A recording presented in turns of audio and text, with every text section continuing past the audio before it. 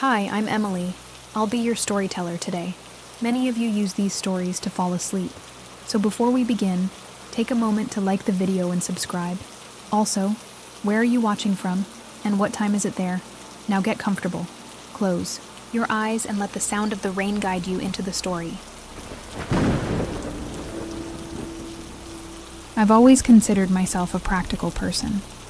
I budget my finances, I meal prep on Sundays, and I believe that the most elegant solution to any problem is usually the simplest one.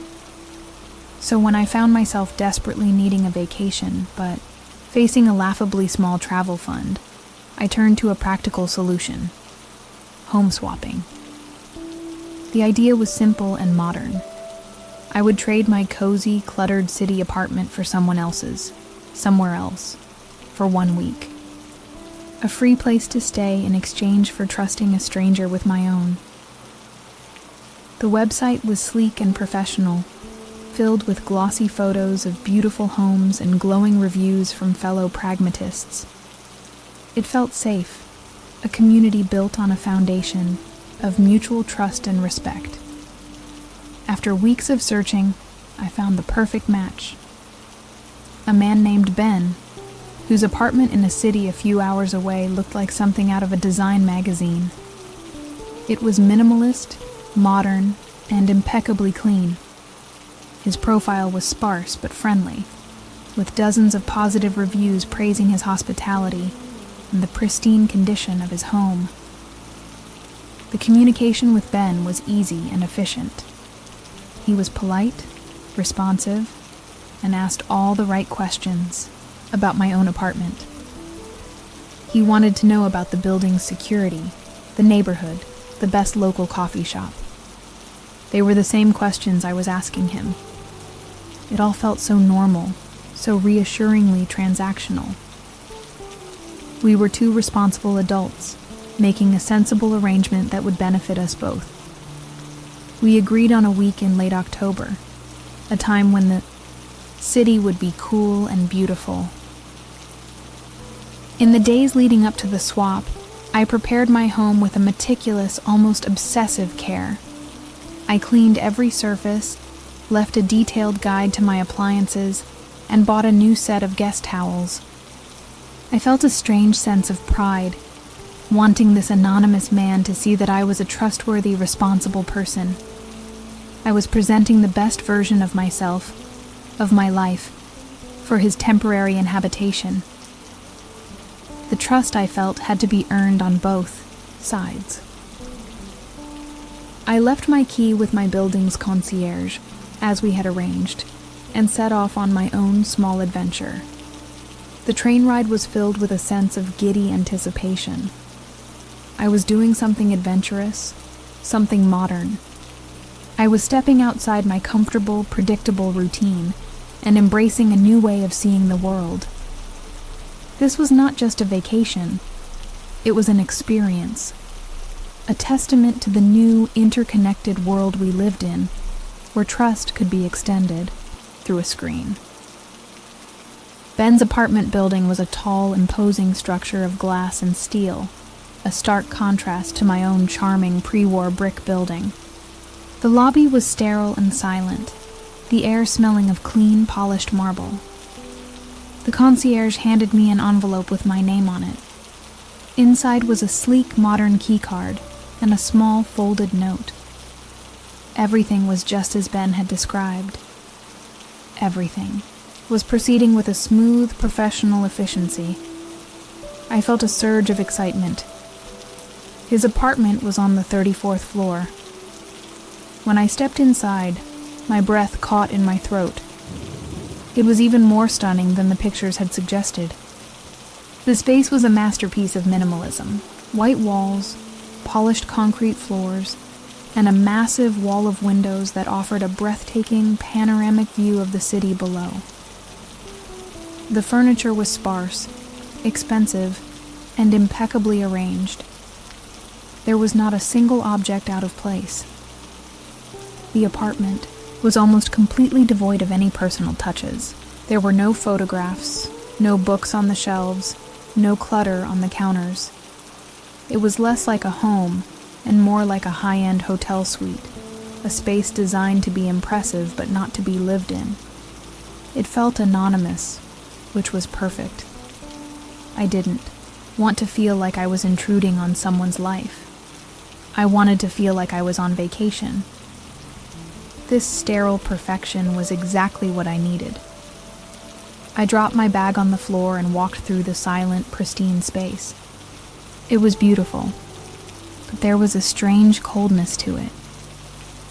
The silence here was different from the silence of my own apartment. My silence was a warm, familiar blanket. This was a deep, vacuum-sealed quiet. The silence of a space that feels unwatched and unlived in. It was the silence of a showroom, a place designed to be looked at, not inhabited. Still, I was thrilled. This was going to be a perfect week. A week of exploring a new city, of living a different, more glamorous life, all without the crippling expense of a hotel. The home swapping system had worked perfectly. The trust had been well placed. I unfolded the note that had been in the envelope with the keycard, expecting to find a friendly welcome and perhaps the Wi-Fi password. It was a list of rules. The note was printed on a thick, expensive cardstock, the text a clean, sans serif font. It was not a friendly, handwritten welcome. It was a formal list of instructions. Welcome, it began, without any warmth. Please find the Wi-Fi password below. The coffee machine instructions are on the counter. Please water the succulent by the window once, on Wednesday. Please strip the bed of its linens before your departure. It was efficient, cold, and deeply impersonal. I read through the list, a small frown forming on my face. The requests were all reasonable, of course, but the tone was so sterile, so devoid of the friendly, communal spirit that the home-swapping website had championed. Ben was clearly a very private, very particular person. This apartment, with its lack of personal touches and its list of formal rules, was a reflection of a man who valued order and control above all else. Then I read the final rule on the list. It was set apart from the others, the last line on the page. Finally, it read, I must ask that you please do not open the closet at the end of the main hallway. The door is unlocked, but its contents are for my own personal storage, and I would appreciate it if my privacy in this matter were respected. The request was polite, but its formality, its specificity, sent a small, unexpected shiver down my spine.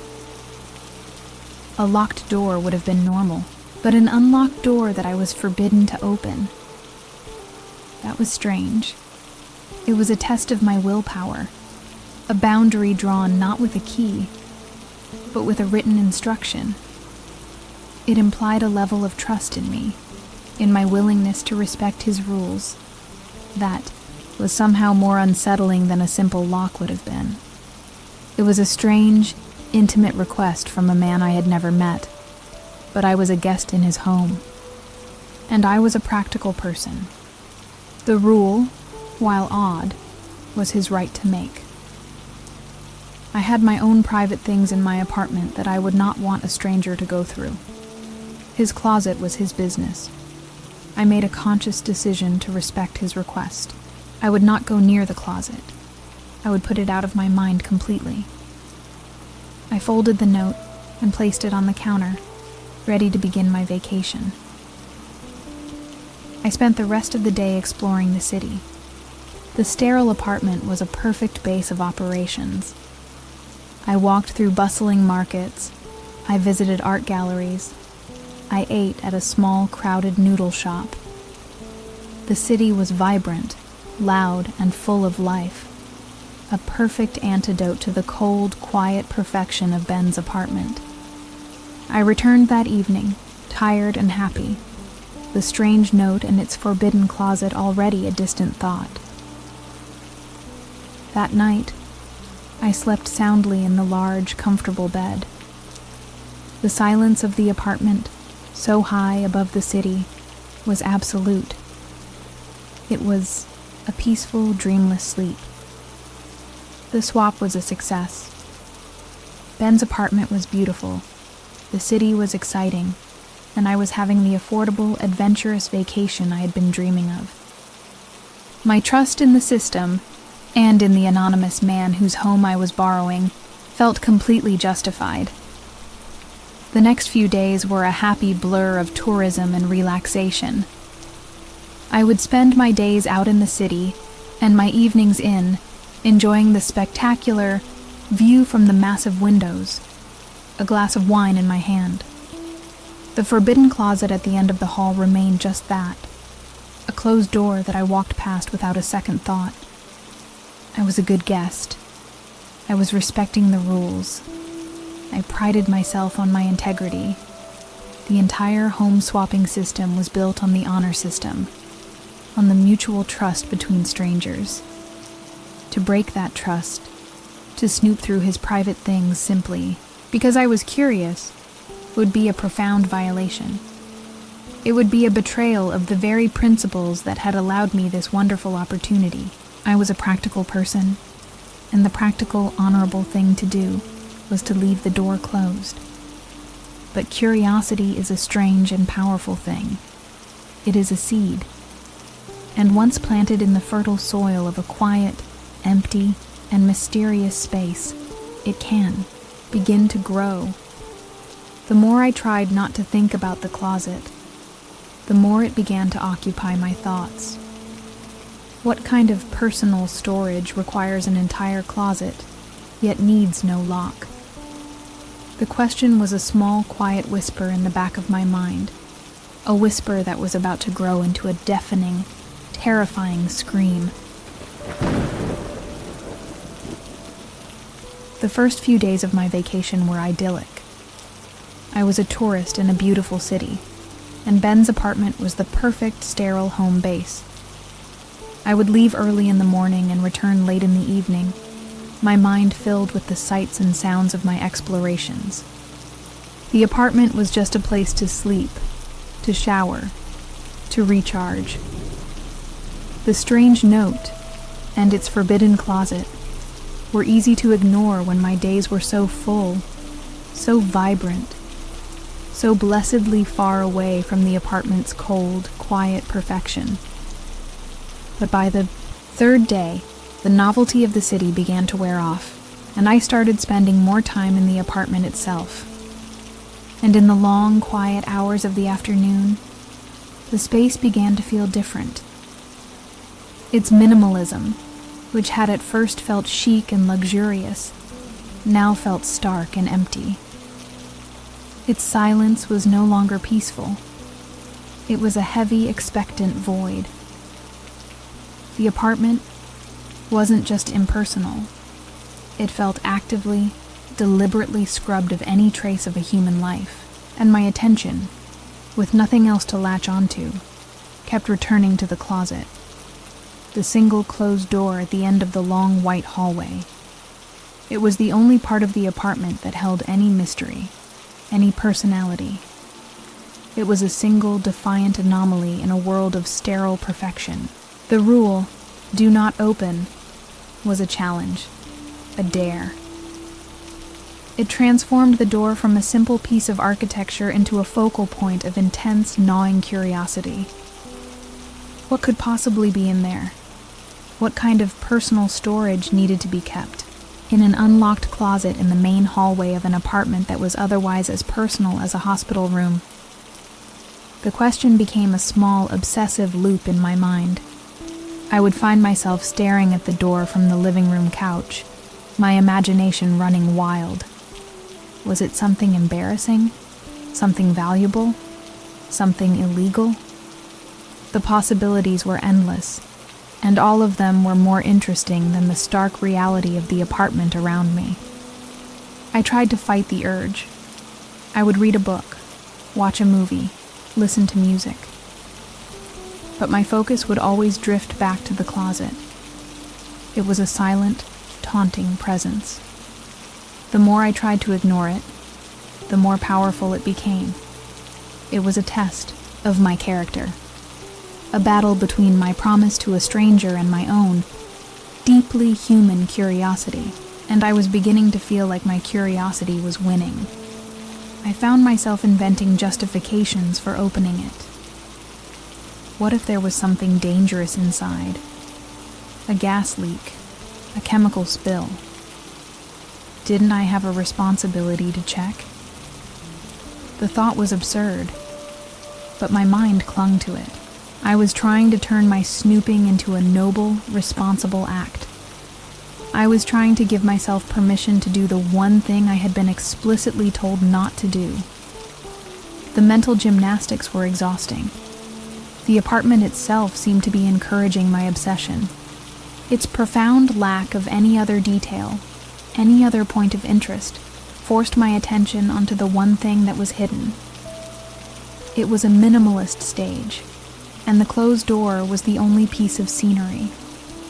It was as if Ben, the apartment's mysterious owner, had designed the entire space to make me focus on the one thing he had forbidden me from seeing. By the fourth day, the battle was all but lost. The closet was no longer just a closet. It was a mystery, a puzzle, a secret that was screaming to be uncovered. My promise to the anonymous, faceless Ben seemed like a flimsy, distant thing compared to the immediate, powerful pull of the forbidden door. My integrity was a small, quiet voice, and my curiosity was a roaring, deafening tidal wave. I told myself I would just take a quick peek. I wouldn't touch anything. I would just open the door, satisfy my curiosity, and then close it again. He would never know. It would be a small, harmless transgression, a victimless crime. It was a lie, of course. I knew that the moment I opened that door, I would be violating the entire foundation of trust upon which this entire arrangement was built. But I no longer cared. That evening, I stood before the closet door, my heart pounding in my chest. The cool metal doorknob felt heavy in my hand. This was it, the moment of truth. I was about to break the one simple rule I had been given. I was about to step over the line that had been so clearly drawn for me. I took a deep breath, my practical, sensible self screaming at me to stop. And then, I turned the knob and pulled the door open. But I stopped. My hand on the doorknob, my knuckles white, I hesitated. A wave of shame washed over me. What was I doing? I was a guest in this man's home. He had trusted me, a complete stranger with his entire life, and in return, I was about to violate his one, simple, and clearly stated request for privacy. The practical, sensible part of my brain reasserted itself, wrestling my rampant curiosity back into its cage. I let go of the doorknob as if it were red hot. I backed away from the door, my heart still pounding, a mixture of relief and a strange, lingering disappointment in my veins. I would not open it. I would be a good guest. I would respect the boundaries he had set. I walked back into the living room and poured myself a large glass of wine, a small reward for my victory over my own worst impulses. The closet would remain a mystery, and I would have to learn to live with that. For the rest of the evening, I did my best to put it out of my mind. I focused on the stunning view from the window, the city lights a glittering, diamond-like tapestry spread out below me. This was what I was here for. To see a new city, to experience a different life, not to obsess over the contents of a stranger's closet. I was a tourist on vacation, and I was determined to enjoy it. But the presence of the closet, of the unanswered question, lingered. It was a silent, insistent hum beneath the surface of my thoughts. As I moved through the apartment, my eyes would be involuntarily drawn to the hallway, to the single blank white door at its end. It was a void in the otherwise perfect, sterile landscape of the apartment, and its mystery was a powerful gravitational pull. I began to feel a new, unsettling sensation in the apartment. The profound silence, which had at first felt peaceful, now felt watchful. The emptiness no longer felt minimalist and chic. It felt stark and expectant. I had the distinct, irrational feeling of being observed, not by a person, but by the apartment itself. It was as if the space was waiting for me to do something, waiting for me to fail the test of the closet door. I tried to shake the feeling off as a product of my own overactive imagination. I had fixated on the closet, and now my mind was creating a narrative of suspense around it. It was foolish. I was alone in a beautiful modern apartment in the heart of a vibrant city. I was safe. There was nothing to be afraid of. I repeated this to myself, a mantra against the creeping, irrational unease. But the feeling persisted. That night I had trouble sleeping. I kept thinking about the closet. What could be so important that he felt the need to explicitly forbid me from opening it? The more I thought about it, the more suspicious it seemed. Was he hiding something? Was it a test? Was he watching me somehow, through a hidden camera, to see if I would obey his strange, formal rule?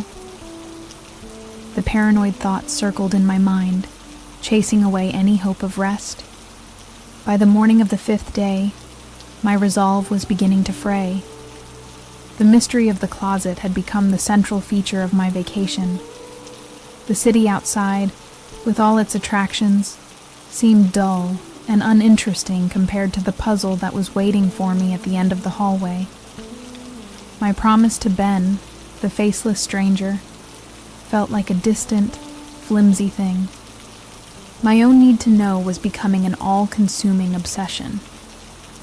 I found myself pacing the apartment, my path always taking me past the closed door. I would pause before it, my hand hovering over the doorknob, my internal battle raging. A part of me still screamed that it was wrong, a violation of trust. But another, more powerful part was whispering that I had a right to know, that the strangeness of the rule itself was a justification for breaking it. The suspense was becoming unbearable. I knew I was going to open it. It was no longer a question of if, but when. The seed of curiosity, planted by his strange note, had taken root and had grown into a monstrous, thorny vine that had wrapped itself around my entire vacation. The battle was all but over. I was going to open the door, and in doing so, I was about to walk, willingly and foolishly, into a nightmare far worse than anything my own paranoid imagination could have ever conceived. The decision, when it finally came, was not a dramatic one. It was a quiet, resigned surrender. I had spent the morning pacing the apartment, the silent battle raging in my mind, and I was exhausted. I could not spend one more day of my vacation in this state of self-inflicted suspense. I needed an answer. I needed to know what was behind that door. My curiosity had won a war of attrition against my better judgment. I walked down the hall and placed my hand on the doorknob. There was no turning back now. I had made my choice. The trust between myself and the anonymous Ben was about to be broken. I felt a pang of guilt, but it was quickly overshadowed by a surge of adrenaline, a thrilling, nervous energy. I was about to uncover a secret. I was the detective, the explorer, the protagonist in my own small mystery story. I turned the cool metal knob, the latch clicking with a soft final sound, pulled the door open, and I was met with the most profound, most disappointing anticlimax I could have possibly imagined. The closet was just a closet. It was not a hidden room, not a secret chamber. It was a small, dark space, about 3 feet deep, and it was almost completely empty. There were no skeletons, no hidden treasures, no signs of anything illegal or untoward. My grand mystery, the object of my obsessive curiosity, was nothing more than a simple, mundane closet. A single bare bulb hung from a wire, which I pulled to illuminate the space. Hanging from a metal bar was a single dark winter coat. On the floor were 3 medium-sized cardboard boxes, all of them sealed neatly with packing tape. And that was it. The air smelled of dust and cedar.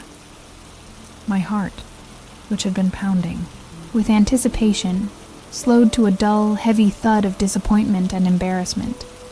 I felt like a complete and utter fool. I had spent days agonizing over this, my imagination running wild with 100 paranoid fantasies. And the reality was this: a man's perfectly normal storage closet. He had asked me not to open it, and I, in my arrogant, intrusive curiosity, had violated his simple, reasonable request. I felt a hot flush of shame. He had trusted me, and I had failed the test.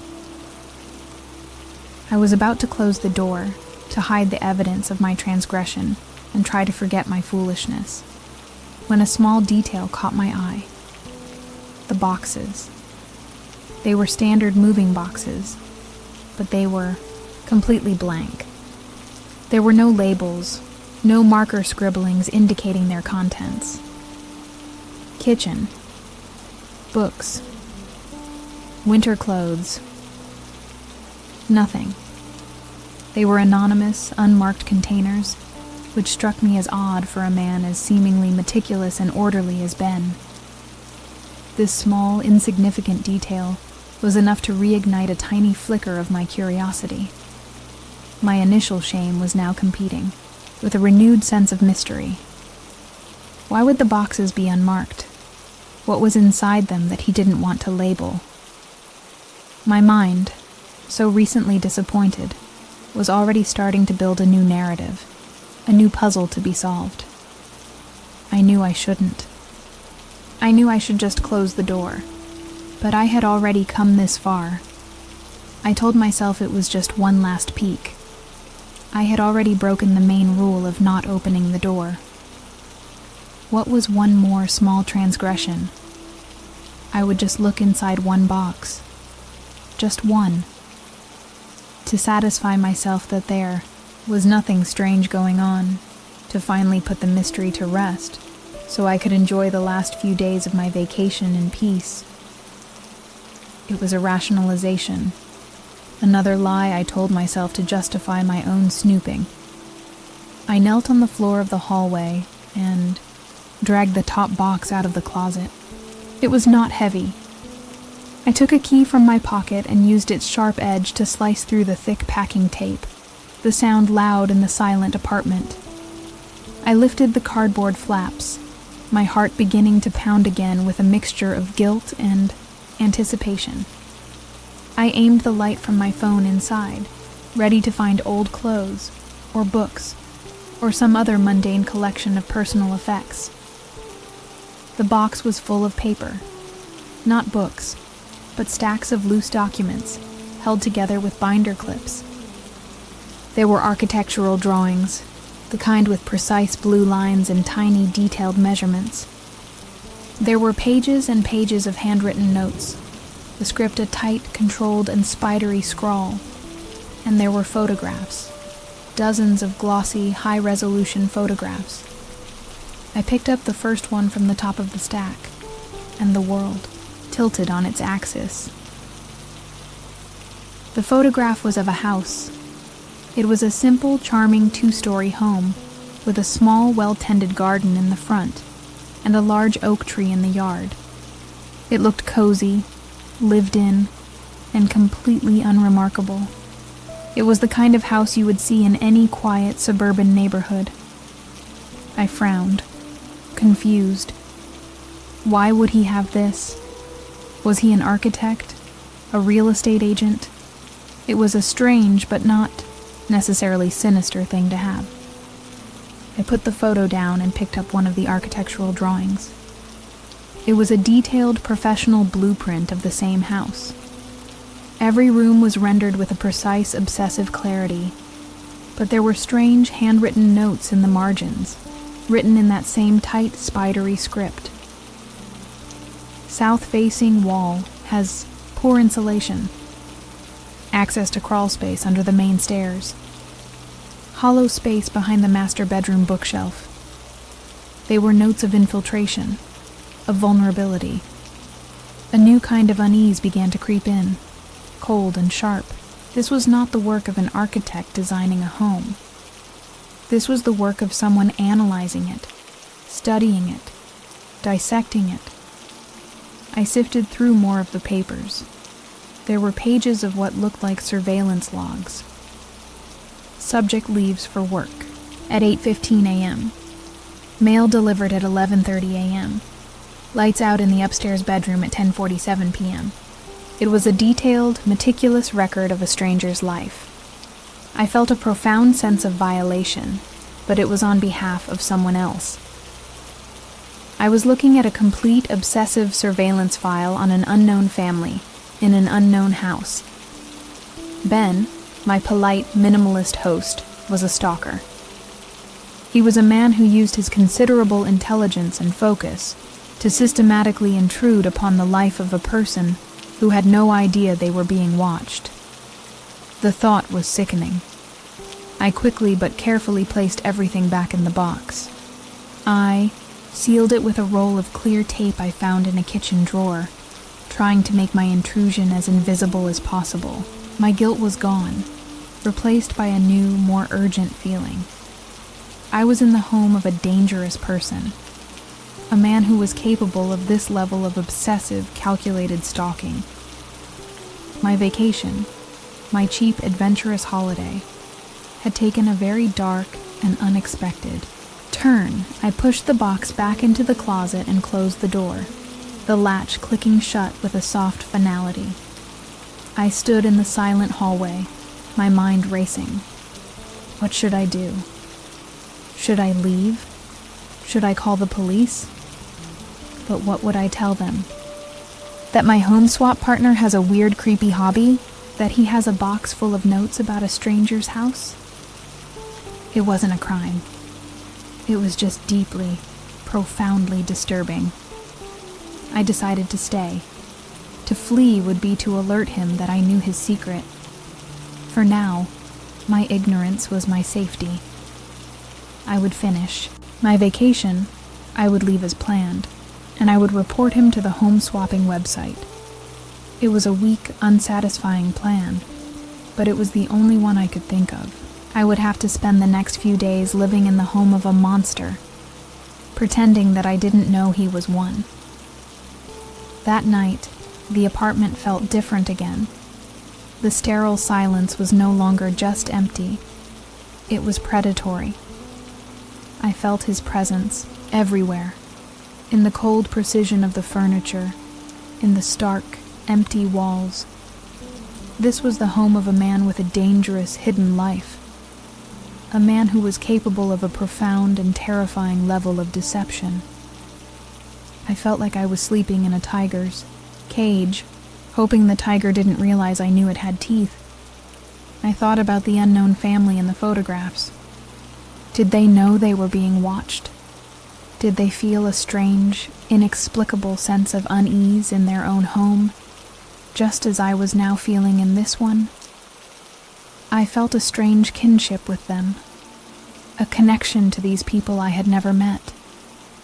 We were all subjects in his strange, silent, and terrifying project. The first escalation was complete. The threat was no longer a mystery behind a closet door. It was a known quantity, a specific and terrifying pathology. The man I had entrusted with my own home was a stalker, a meticulous, patient, and intelligent stalker. And as I lay in his bed in his apartment, I was struck by a new, horrifying thought. If he was this obsessed with this other house, what was he doing in mine? The The last 2 days of my supposed vacation were a waking nightmare. I existed in a state of quiet, high-alert terror, the knowledge of what was in the closet a constant, sickening hum beneath the surface of every thought. I tried to maintain a facade of normalcy. I went out during the day. I visited museums and cafes, but the joy was gone. The entire city felt like a holding cell, a place I had to exist in before returning to the sterile, menacing apartment of the man who stalked strangers.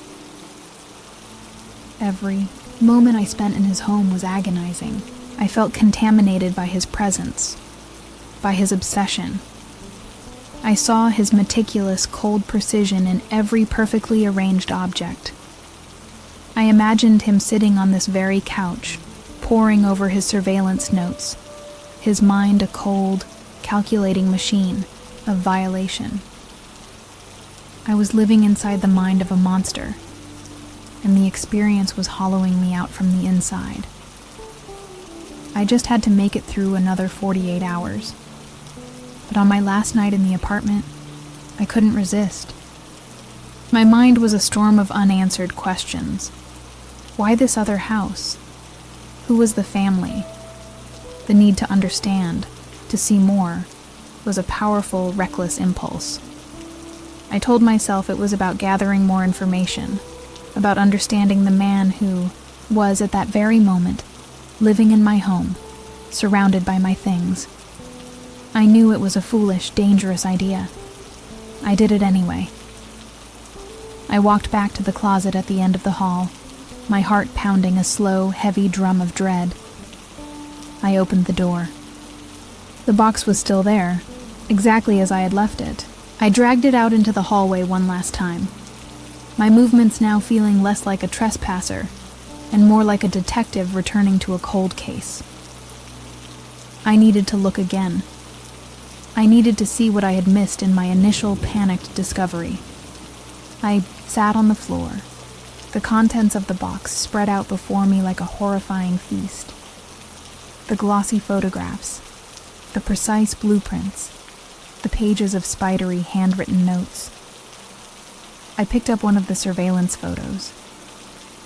It was a clear daytime shot of the front of the house, the one with the large oak tree.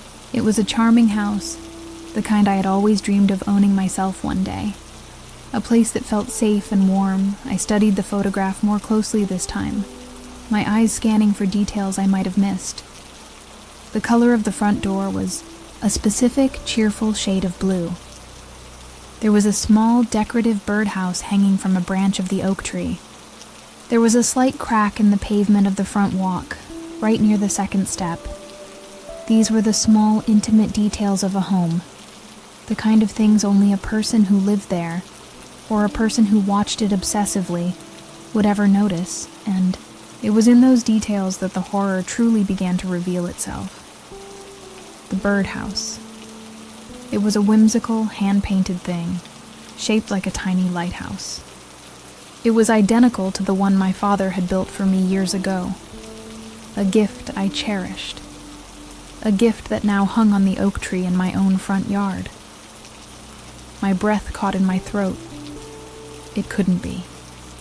It was just a coincidence. A similar birdhouse.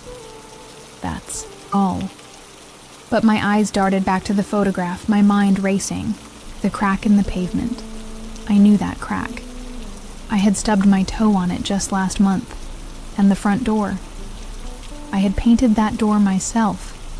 A specific, custom mixed shade of robin's egg blue that had taken me an entire weekend to get just right. My mind was screaming, refusing to accept what my eyes were seeing, what my heart already knew to be true. With trembling hands, I unrolled the large architectural blueprint. I scanned the precise blue lines, my eyes searching for the layout of the rooms. The large living room with the fireplace, the small, renovated kitchen, the awkward, L-shaped hallway leading to the bedrooms, the small linen closet at the end of the upstairs hall. It was not a similar house. It was not a house like mine. It was my house, My home, the papers, the photographs, the years of obsessive surveillance, they were not about a stranger. They were about me. This entire home swap, this elaborate, friendly arrangement, had been a lie. It was a pretext. A meticulously planned, brilliantly executed Trojan horse designed for one purpose: to get me out of my home so that he could get in. And to get me into his, so he could show me his work, so he could show me that he had been watching me all along. I scrambled back from the papers on the floor as if they were venomous, my body hitting the opposite wall of the hallway with a dull thud. A strangled, breathless sound escaped my lips. It was my house. It had always been my house. The family he was stalking was me. The life he was documenting was mine. This quiet, polite, and well-reviewed man from the internet was my own personal, secret, and obsessive stalker. The realization was a physical blow, a punch to the gut that left me gasping for air. Every interaction I had ever had with him, every polite email, every question about my neighborhood, it all replayed in my mind. But now it was soaked in a new, sinister light. He hadn't been making small talk. He had been gathering intelligence. His questions about my building's security were not for his own peace of mind, but for his own reconnaissance. He had been assessing me as a target from the very beginning. My blood ran cold as I looked around the sterile, minimalist apartment. This was not a home. It was a staging ground, an observation post, a place where he could bring his work, his obsession, and study it in private. He had lured me here, into his own clean, white lair, to show me the extent of his violation. This entire week had been a performance, a trophy presentation, and I was the guest of honor at my own psychological execution. With trembling hands, I reached for the stack of handwritten notes. I had to know. I had to see how deep the rabbit hole went. I began to read, my eyes flying across the page, my mind reeling. He had documented everything. The time I left for work each morning. The fact that I always left a light on in the kitchen. The name of the pizza place I ordered from on Friday nights. The brand of coffee I drank. He had been watching me for months, maybe years. The level of detail was staggering. He had notes on the color I had painted my bedroom, on the new rug I had bought for the living room, on the fact that the third step on my staircase always creaked. He knew my home better than I did. He knew its secrets, its vulnerabilities, its hollow spaces. He was not just an observer. He was an expert, a scholar of my life. The most terrifying notes were the ones that were not observations, but plans. Possible entry point through the loose screen on the second-floor bathroom window. Concierge is easily distracted between 3 and 4 p.m. Hollow space behind the master bedroom bookshelf, perfect for a small listening device. He was not just watching me. He was planning. He was planning a deeper, more permanent form of intrusion. I felt a wave of nausea so intense, I thought I was going to be sick. He was in my house right now, at this very moment, walking through my rooms, touching my things, perhaps even now, acting on the plans I was reading.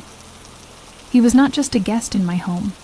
He was an occupying force, and I had handed him the keys myself. I had welcomed the fox into the henhouse, and I had left him there for a week. I threw the papers down, my body shaking with a terror so profound it was almost a religious experience. I was in the lair of the beast, and the beast was in my own home, my own bed. The betrayal of trust was absolute. The entire home-swapping community, with its glossy photos and its promises of shared humanity, was a lie. It was a hunting ground for predators like him, a way to gain unfettered, trusted access to the lives of unsuspecting strangers. The first act of this nightmare was over. The subtle mystery of the closet had given way to this horrifying, undeniable truth. The threat was not a stranger's strange secret. The threat was me. I was the secret. My life was the project. And the man who was conducting it was now 1,000 miles away, in my home, with a week's head start to do whatever he wanted. Scrambled to my feet, my mind a blank slate of pure panic. I had to get out. I had to call the police. I had to call my friends, my family. I had to do something. But as I reached for my phone, a new, terrible thought pierced through my terror. He had seen me open the closet. He had to have a camera in here. He knew that I knew. And just as that thought entered my mind, my phone, which had been silent on the floor beside me, began to ring.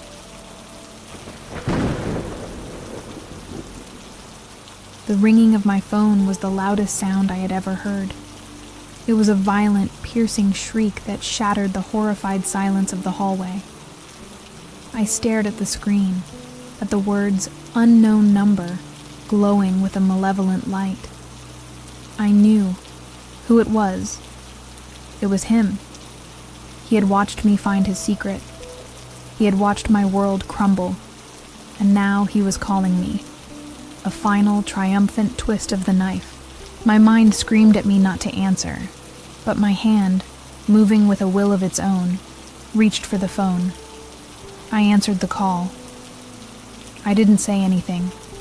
I just held the phone to my ear, my breath caught in my throat, listening to the faint, electric hiss of the open line. The silence stretched on for a few seconds, a deliberate, torturous pause. He was letting me stew in my own terror, letting me anticipate the sound of his voice. He was a master of suspense, a virtuoso of psychological torment. I was a puppet, and he was pulling every string. Then he spoke. His voice was not what I had expected. It was not the voice of a monster. It was calm, quiet, and unnervingly gentle. There was no anger, no menace, just a soft, almost academic tone. "Hello, Julia," he said, my name a soft, familiar sound in his mouth. "I see you found my personal storage. I do hope you weren't too alarmed. I should have put a lock on the door. My apologies." The polite, banal words were a horrifying contrast to the reality of what I had discovered. I remained silent, my body locked in a state of pure, adrenaline-fueled terror. I couldn't speak. I couldn't breathe. I could only listen as he continued, his voice a steady, calm stream of poison in my ear. "You see, I have a project," he went on, as if he were discussing a hobby, like building model ships. "I study spaces, the way people live in them, the little routines and habits that make a house a home. Your home, for example, is a fascinating subject. So much character."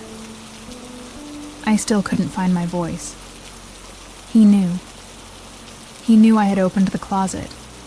The only way he could know that was if he was watching me right now. The thought was a physical blow. A camera. There was a camera in this apartment, in this hallway, its tiny, unseen lens fixed on me at this very moment. I was a bug in a jar, and he was tapping on the glass, enjoying my frantic, panicked movements. "You're very curious, Julia," he continued, his voice still unnervingly calm. "I saw it in your profile, the way you described your love for old things, for history. I knew you wouldn't be able to resist the closet." He sounded pleased, like a scientist whose hypothesis had just been proven correct. "But it's all right. I'm curious too. It's what makes this so interesting. For example," he paused, and the next words he spoke shattered my world all over again. "Did you know," he said, his voice dropping to an even more intimate conspiratorial whisper, "that the plaster behind the large bookshelf in your living room is hollow? There is a void there, almost 2 feet deep. A perfect empty space. One of the many in your charming old house." The specificity of the detail, the knowledge of a secret my own home held, was the final, devastating proof of his complete and total violation. That was it. That was the breaking point. A scream, raw and animalistic, tore itself from my throat. I threw the phone across the hallway, its plastic body shattering against the far wall. I didn't wait to hear another word. I scrambled to my feet, my only instinct to flee, to escape this sterile white apartment that was now a cage, a surveillance room, a monster's lair. I had to get out. I ran. I didn't grab my bag, my coat, my wallet. I just ran. I wrenched the apartment door open and sprinted down the long, silent corridor towards the elevators, my bare feet slapping against the cold, polished floor. Every closed door I passed was a potential threat, every shadow a hiding place for him. The entire building now felt like his territory, his prison. I jabbed the elevator button with a frantic, repetitive motion. The wait for the car to arrive was an eternity of pure terror. I kept looking back down the hallway, half expecting to see him emerge from his apartment, his face calm, his eyes watching me with that terrible academic curiosity. When the elevator doors finally opened, I threw myself inside and collapsed against the back wall as it began its long, slow descent. The elevator ride down was a slow-motion nightmare. The mirrored walls reflected a version of me I did not recognize, a pale, wild-eyed woman, her face a mask of pure terror. I was no longer a practical, sensible person on a clever vacation. I was a character in a horror story, a fly that had willingly walked into a spider's meticulously constructed parlor, and the spider was at home, in my home, waiting for me. I burst out of the lobby and into the cool night air of the city. I didn't know where I was going. I just ran, my bare feet slapping against the cold, hard pavement. The normal, bustling sounds of the city, the traffic, the distant sirens, the chatter of people, were a welcome, chaotic roar that momentarily drowned out the sound of his calm, terrifying voice in my head. I was just another panicked face in the crowd, and I prayed that anonymity would be my shield. I ran for blocks until my lungs burned and my legs ached. I finally stumbled into the bright, impersonal lobby of a large, generic hotel chain. The clerk at the front desk looked at me with a mixture of pity and alarm. I was a woman with no shoes, no coat, no purse, my eyes wide with a terror she could not possibly comprehend. I must have looked like a victim of a mugging or worse. "I need a room," I gasped, my voice a raw, ragged thing. I lost my wallet, my phone, everything. "Can I pay with the credit card I have on file with my booking app?" I was frantically inventing a story, a plausible narrative to explain my state. The lie came easily, my mind now operating in a pure survivalist mode. The clerk, to her credit, just nodded, her expression softening with sympathy. She gave me a key card to a room on the 7th floor. The hotel room was a small, brown, and blessedly anonymous box. The moment I stepped inside and locked the door behind me, I began a frantic, paranoid search. I checked behind the pictures on the wall. I looked under the lampshades. I ran my hands over the surface of the smoke detector and the television. I was searching for the tiny pinprick eye of a camera lens, for the sign of his presence. The search was irrational, but necessary. I found nothing. The room was just a room. Clean, sterile, and, as far as I could tell, free from any surveillance. I collapsed onto the bed, the rough starched fabric of the comforter a strange comfort against my skin. For the first time in what felt like an eternity, I was in a space that he did not control, a space he did not know. I was anonymous again. The feeling was so overwhelming it brought tears to my eyes.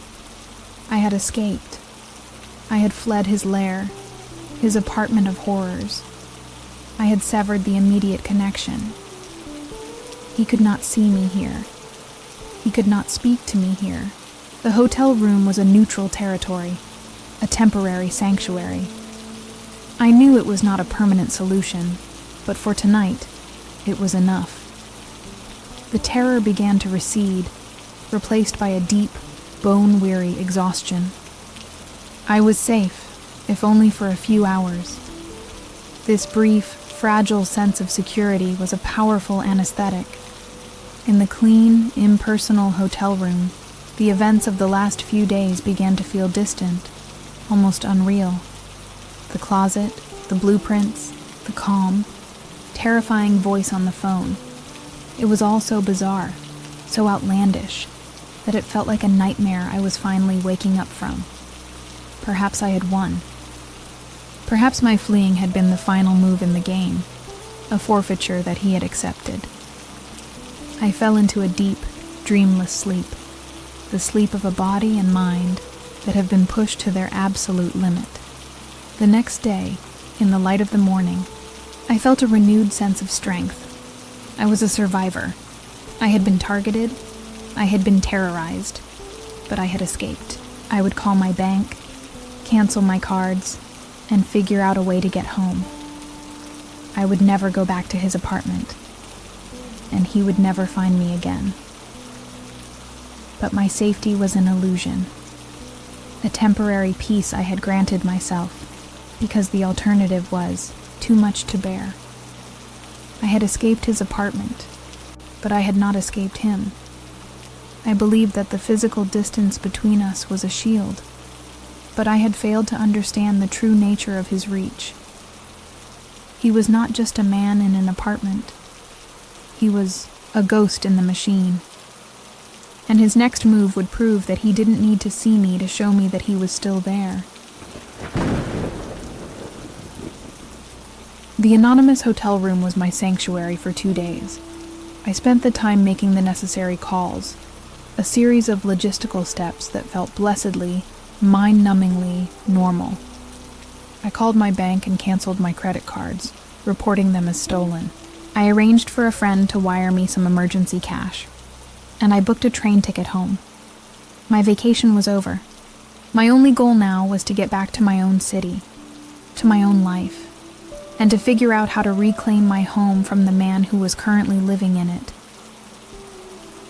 The fear was still a constant companion, but it had been tempered by the practical necessities of my situation. I had a plan. I would go home. I would call a locksmith. I would call the police and tell them the entire insane story, armed with my new knowledge. And I would report Ben to the home swapping website, hopefully getting him banned forever, protecting anyone else from his predatory hobby. My sense of control was slowly, cautiously returning. I bought a cheap prepaid phone and a new laptop, unwilling to turn on my old devices, which now felt contaminated by his presence. I created a new temporary email address. I was building a new, clean digital space for myself, a fortress with no back doors, no connections to my old life. It was a paranoid, extreme measure, but it was the only thing that made me feel even remotely safe. I was cutting all my old ties, trying to make myself invisible to him. On the morning I was scheduled to leave, I sat in the hotel coffee shop, a small pastry untouched on my plate. I was using the hotel's public Wi-Fi to check the train schedule, one last time. Out of a morbid, self-destructive curiosity, I decided to log into the anonymous email account I had used to sign up for the home swap site. I don't know why I did it. I just had to see if he had tried to contact me again. He had. There was a single new email waiting for me. It had arrived just an hour ago. The sender was another encrypted, untraceable address. The subject line was blank. My heart began to pound a familiar, sickening rhythm. He knew I would check. He knew I wouldn't be able to resist. This was another test, another move in his game. I knew I should delete it. I knew I should just walk away. But I couldn't. I clicked it open. Like before, the email was empty, containing only a single attachment, an image file. My hand trembled as I downloaded it. The progress bar on the screen a slow, agonizing crawl towards a new, unknown horror. What would it be this time? A picture of my apartment building? A picture of me, taken from a distance? The possibilities were endless, and each one was more terrifying than the last. The file finished downloading. I opened the image. It was a photograph, taken in the warm morning light. It was a close-up shot of my own kitchen counter, back in my apartment. The familiar worn butcher block, the small ceramic spoon, rest I had bought at a flea market, the stack of mail I had left by the toaster. And in the center of the frame was the coffee mug I had used on the morning I left for my vacation. It was a simple, mundane photograph of a perfectly normal kitchen scene. But it was the most terrifying image I had ever seen in my life, because I knew, with an absolute and unshakable certainty, exactly where I had left that coffee mug. I had left it right next to the sink, ready to be washed. In this photograph, taken just an hour ago, it was sitting in the dead center of the counter, a full 3 feet from where it should have been. He was still there. He was still in my home. The swap was over. My week was up. But he had not left. He had not honored his end of the bargain. He had taken over my apartment. And he was now sending me proof. He was moving my things, my small, personal, insignificant things. And he was sending me photographs to let me know that he was there, that he was in control, that he was the new master of my home. The violation was absolute. My home, my sanctuary, the one place in the world I was supposed to be safe, had been successfully and completely colonized. He was living my life, drinking from my mugs, sleeping in my bed. And he was tormenting me from miles away, using the very technology that was supposed to connect us to show me just how powerless I was. He wasn't just a stalker anymore. He was a tenant, and I had no way of evicting him. I stared at the photograph, at the small, mundane rearrangement of my life, and I felt a despair so profound it was almost a physical illness. My plan to go home, to call a locksmith, to reclaim my space, it was all a childish fantasy. There was no home to go back to. It was his now. He had not just borrowed it for a week. He had taken it. And he was now sending me postcards from the front lines of his successful invasion. The sheer, breathtaking arrogance of it was what terrified me the most. He was so confident in my powerlessness, so certain that I could do nothing to stop him, that he was willing to send me proof of his crime. He was not just a stalker. He was a conqueror. And he was now reveling in his victory, showing me, piece by piece, how he was making my home his own. The coffee mug was just the first, small act of redecoration. My mind raced. Was he sleeping in my bed? Was he using my shower? Was he going through my closets, my drawers, touching every object, every piece of clothing, every remnant of my personal life? The thought was a profound, intimate violation. My home, the container of my life, was being desecrated by a stranger, and I was being forced to watch from 100 miles away, a helpless digital spectator to my own defilement. I felt a surge of helpless rage. I wanted to call him, to scream at him, to demand he get out of my house. But I had shattered my phone, and even if I hadn't, I knew it would be useless. He was in complete control. He had my home, my possessions, my memories, and all I had was a single terrifying photograph on a laptop screen in a sterile, anonymous hotel room. The power imbalance was absolute. This was no longer a game of surveillance. It had evolved into something much more sinister. This was a game of possession. He had started by observing my life from a distance, and now he was trying it on for size, living within the shell of it. He was not just interested in me as a subject anymore. He was interested in my life as a thing to be inhabited, to be worn, like a suit of clothes. I closed the laptop, my hands shaking. The photograph was a clear message. I am here. This is mine now. What are you going to do about it? And the terrifying answer was, nothing. There was nothing I could do. I was a refugee, a displaced person, and the man who had displaced me was now sending me photos from my own kitchen. The sheer, surreal horror of the situation was almost too much for my mind to bear. My plan was in tatters. The future I had mapped out just hours before, the train ride home, the locksmith, the police report, it was all a fiction. I had no home to go back to. I had no crime I could prove. I had only the word of a man who had already proven he could not be trusted, and a photograph that could have been easily faked. I was adrift, with no safe harbor in sight. The sterile hotel room, which had briefly felt like a sanctuary, now felt like the first stop in a long, rootless exile. I was homeless. Not because I didn't have a house, but because the one I did have was now occupied by a monster, a quiet, polite, and meticulous monster who had used my own trust, my own practicality, as a weapon to steal my entire life from under my feet.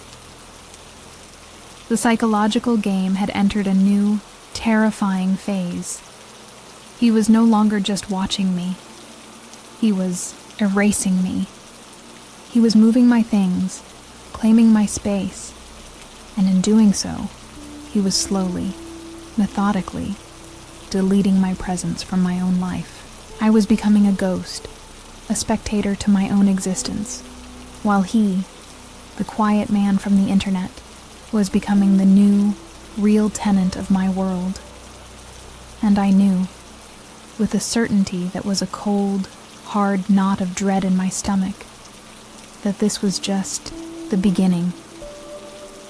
The coffee mug was a small thing, but it was a symbol. It was a promise. It was a declaration that my home was his now. And I was terrified to see what he would choose to move next. For a full day, I did nothing. I remained in the anonymous hotel room. The horrifying photograph of my own kitchen burned into my mind. I was a refugee, a displaced person, and the enemy was living in my home, sleeping in my bed. The sense of violation was so complete, so total, that it left me in a state of numb, paralyzed shock. He had won. He had successfully taken over every aspect of my life, both physical and digital. But on the second day, the numbness began to recede, replaced by a familiar, cold, and desperate anger.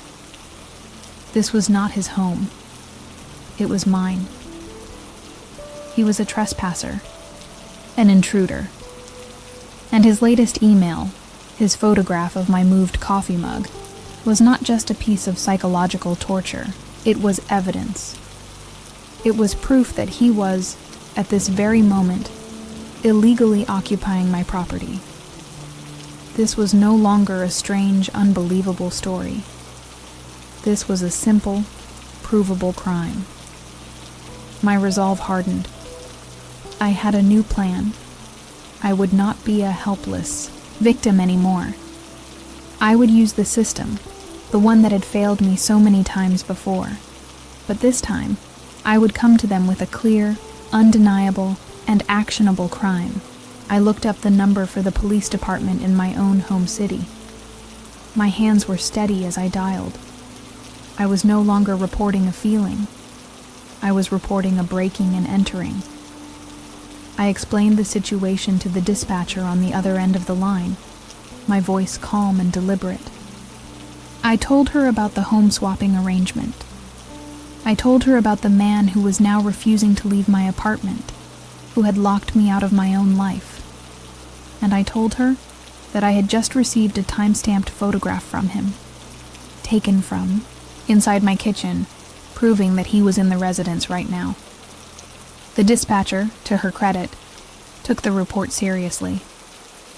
A verifiable, ongoing home invasion was a different category of crime than a creepy feeling or a dead link. She took my address, my name, and the name Ben from the swap site profile. She assured me that she would dispatch a patrol car to my apartment to perform a wellness check and investigate the situation. For the first time, I felt a flicker of hope. The real world was finally intervening. The wait for them to call me back was the most agonizing period of my life. I sat in my sterile hotel room, hundreds of miles away, my eyes fixed on my cheap, prepaid phone. I imagined the police arriving at my apartment building. I imagined them knocking on my door. What would he do? Would he open the door? Would he hide? Would he have some plausible story prepared? Some way to twist the situation and make me look like the one who was crazy? My mind was a whirlwind of possibilities, each one more terrifying than the last. I was putting my faith in 2 police officers and a locked door. But he had already proven that locks were meaningless to him, and his capacity for deception was far greater than I could have ever imagined. I felt a profound sense of helplessness, of having set a great, powerful machine in motion that I had no control over. I could only wait for the outcome. The phone finally rang 2 hours later. It was a private number. It was Detective Miller from my home precinct. My heart hammered against my ribs. "Ma'am," he began, his voice professional and flat. "We sent a patrol car to your residence as requested." The officers knocked on the door for several minutes. There was no answer. My heart sank. Of course he hadn't answered. He was a ghost. "They spoke to your building's concierge," Miller continued. "The concierge confirmed that a man matching the description you provided has been staying there for the past week, as per the home swap arrangement you authorized. He said the man is a model tenant. Quiet, polite, never causes any trouble. He was building a case against me, a case from my own delusion. He was painting a picture of a normal, reasonable situation. Did you go inside?" I asked, my voice a desperate whisper. "Did you get into the apartment?" There was a pause on the other end of the line. "Ma'am," the detective said, with a sigh of weary patience, "we had no probable cause to force entry into the residence. There was no sign of a disturbance. The man is your authorized guest. As far as we are concerned, there is no crime being committed here." "No crime?" I repeated, my voice a mixture of disbelief and hysteria. "A strange man is living in my home, and he will not leave." And that is not a crime? The detective's voice remained flat, professional. Ma'am, this appears to be a civil dispute between you and your house guest, not a criminal matter. Our hands are tied. If you want him removed, you will have to go through the proper eviction proceedings. Eviction. He was telling me to evict the man who had stolen my life. I hung up the phone, my body numb with a cold, terrifying clarity. I had been naive. I had believed that the truth, that my evidence would be enough. But the system had failed me completely. He had constructed the perfect crime, a home invasion disguised as a legitimate tenancy. He was protected by the very laws and procedures that were supposed to protect me. He was not an intruder. He was a tenant who had overstayed his welcome, and I had no way of making him leave. My last hope was my best friend, Amy. I called her, my voice a raw, ragged mess. I told her everything, the whole insane, unbelievable story, from the closet with the blueprints to the photograph of the coffee mug to the police's refusal to help. I was no longer trying to sound sane or credible. I was just a terrified woman, screaming into the void, hoping for a single voice to scream back in understanding. Amy listened, and her silence was filled with a deep and deeply painful concern. "Jewel," she said softly when I had finished, her voice the one you use with a frightened child. This is a lot. It sounds like you're in a really bad situation, but are you sure you have the whole story? Maybe there was a misunderstanding about the dates of the swap. Maybe he's just confused. She was trying to build a bridge back to a normal world, a world where things like this didn't happen. He sent me a picture of my own kitchen, Amy. I sobbed, the last of my composure gone. He is taunting me. He is a stalker. I could hear her take a deep breath on the other end of the line. Or, she said, her voice full of a gentle, cautious hesitation, he is a man who you had a disagreement with, and now you are scared, and your mind is filling in the blanks with the worst possible scenario. I think you need to come home. Not to your apartment. You can stay with me. But you need to be here, where your friends can help you. She was offering me shelter, but she was not offering me belief. She did not believe in the man, in the threat. She believed in my fear, and she thought I needed to be protected from my own mind. To her, I was the one who was sick, not him. The story was too strange, too unbelievable. It was easier for her to believe that her practical, sensible friend had suffered a sudden, catastrophic break from reality than to believe in the existence of a monster like Ben. That was the moment I understood my true isolation. I was completely, utterly on my own. The police would not help me.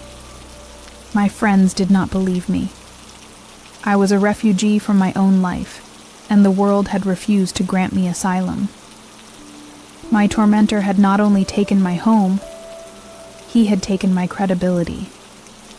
He had made me a Cassandra, a prophet of a horror that no one else could see, and therefore no one else believed was real. I was homeless.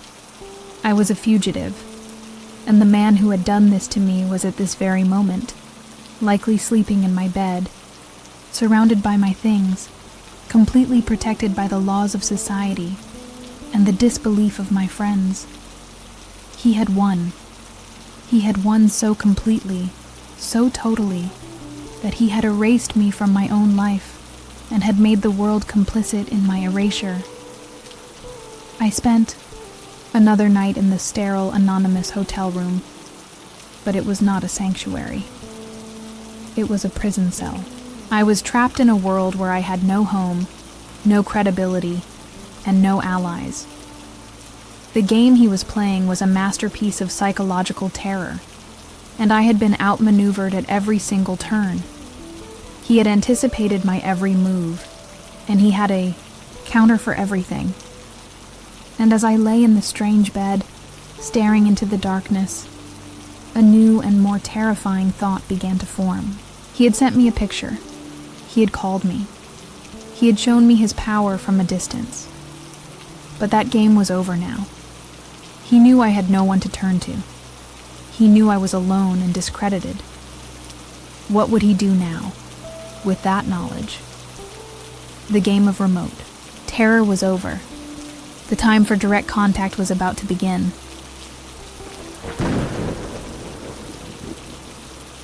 My life became a strange, suspended limbo. I stayed in the hotel, a ghost living on borrowed money from a friend who thought I was having a nervous breakdown. My days were a blur of watching television I didn't see and eating food I didn't taste. My world had shrunk to the 4 beige walls of this anonymous room. I was a refugee, and the border I couldn't cross was the front door of my own apartment building. The despair was a quiet, constant companion, a heavy blanket that smothered all other emotions.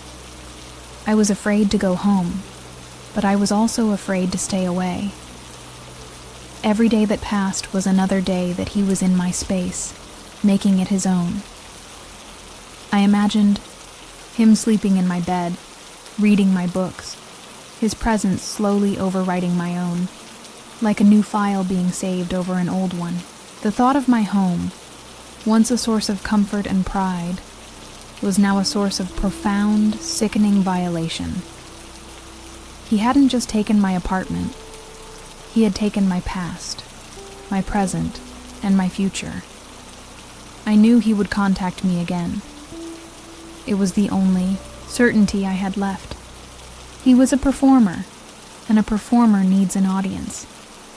My terror, my reaction, was a crucial part of his game.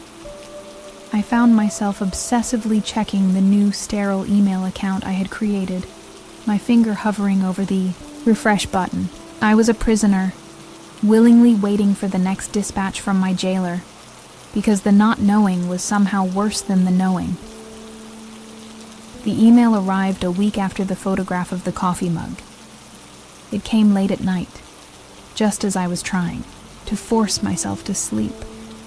The notification sound from my new laptop made me jump, my heart immediately beginning to pound its frantic, familiar rhythm. It was him. I knew it instantly. The sender was another anonymous, encrypted address. The subject line, as always, was a cold, empty blank. He was back. I sat there, staring at the unopened email for a long time. A part of me, a small, rational, self-preserving part, screamed at me to just delete it, to not play the game, to not look at the new horror he had prepared for me. But I knew I couldn't.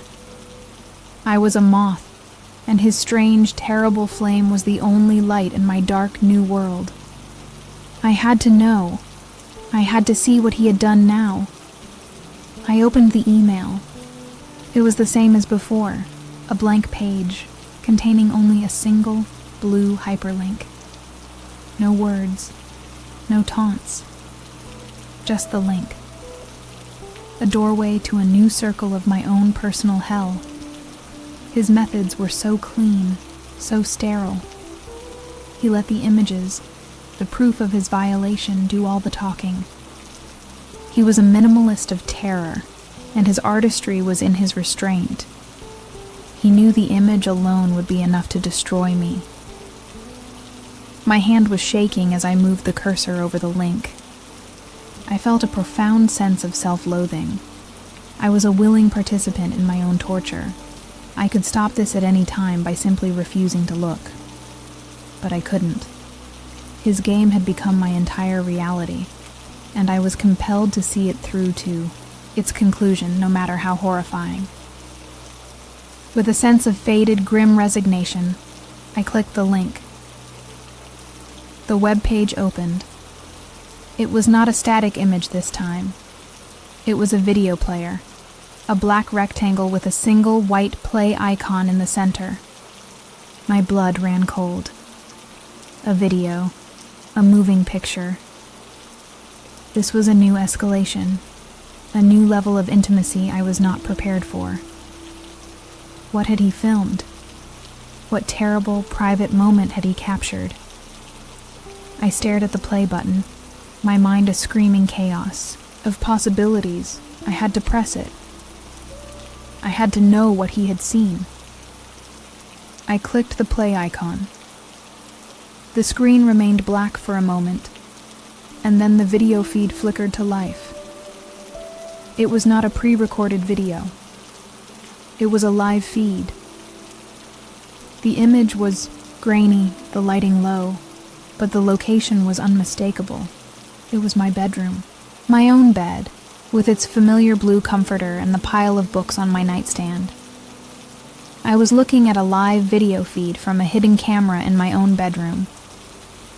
The realization was a physical blow, a punch that knocked the air from my lungs. He was not just in my house. He had wired my house. He had installed his own secret digital eyes in my most private, most sacred space. The violation was so profound, so absolute, that I felt my mind begin to fracture under the weight of it. I watched the live feed of my own empty room, my mind a blank slate of pure shock. The image was still, silent. My bed was unmade, just as I had left it. A book was lying face down on the pillow. It was a perfectly mundane, normal scene, but it was the most terrifying thing I had ever witnessed. It was a stage, waiting for its actor, and I knew that at any moment he could walk into the frame. The suspense was a physical, crushing weight. My eyes darted around the image on the screen, trying to deduce the camera's location. The angle was high, looking down from a corner near the ceiling. The smoke detector. The thought was a sudden electric jolt. He had likely replaced my normal, simple smoke detector with one of his own, one that contained a tiny, hidden pinhole camera. The thought of his careful, methodical installation, of him on a stepladder in my bedroom, was a new and profound layer of violation. This entire swap, this entire arrangement, it had never been about him wanting a vacation. It was a reconnaissance mission, a home invasion disguised as a holiday. He had used his week in my home not to explore my city, but to explore my life. He had installed his cameras, had learned my secrets, had mapped my vulnerabilities, and I had given him the key, the time, and the trust to do it all. My own practicality had been the weapon he used against me. The live feed continued for what felt like an eternity. Nothing happened. The room remained empty. But the emptiness was a threat in itself. It was a demonstration of his power. He was showing me that he had access to my most private space, that he could watch me sleep, that he could see me at my most vulnerable. He didn't need to appear on camera. The existence of the camera itself was the entire message. Then, the feed flickered and died, the screen replaced by the same 404 error message as before. He had given me a glimpse into his surveillance network, and then he had cut me off. He had shown me the extent of his control, and then had vanished back into the digital shadows, leaving me alone with the horrifying knowledge of what he was capable of. The disappearing evidence was his signature, his way of making me the sole, uncreditable witness to his crimes. I stumbled away from the laptop, my body trembling with a new, more profound kind of despair. My home was gone. My privacy was a fiction. My life was a television show, and he was the only one watching. Every memory I had in that bedroom, every moment of peace, of intimacy, of solitude, it had all been retroactively tainted by the knowledge of his unseen, electronic eye. He had not just stolen my space, he had stolen my past. There was no one I could tell. My previous attempts to get help had been met with disbelief and pity. What would they say now? That I had clicked on a strange link and had seen a video of an empty room that I claimed was my own, a video that no longer existed. They would think I was having a complete psychotic breakdown.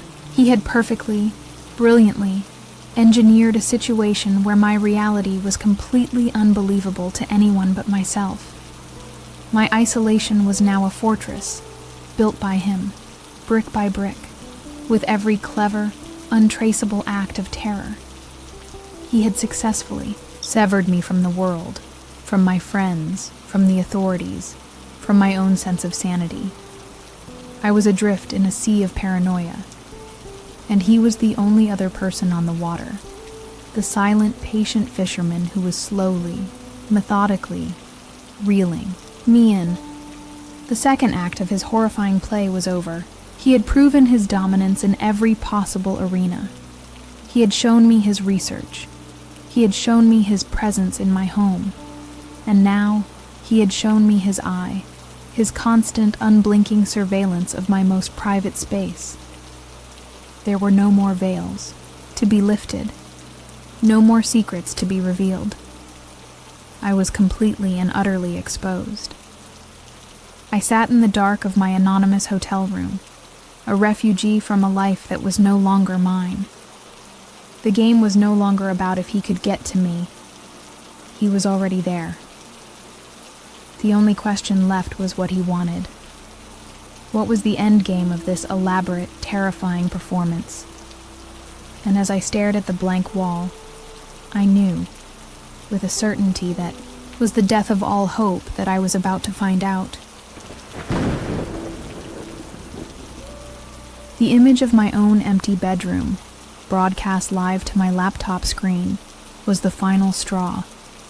The despair I had felt before was a shallow thing compared to this.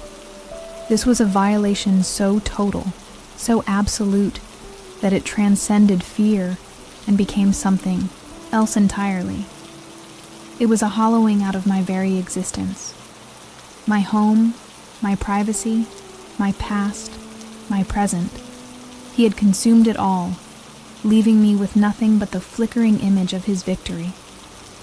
I was a ghost, haunting the edges of my own life. For 24 hours I remained in that hollowed-out state. I didn't eat. I didn't sleep. I just sat in the sterile hotel room, the laptop closed, the silence a crushing weight. The world outside, with its rules and its logic, had failed me completely. There was no one to call. There was no one who could help.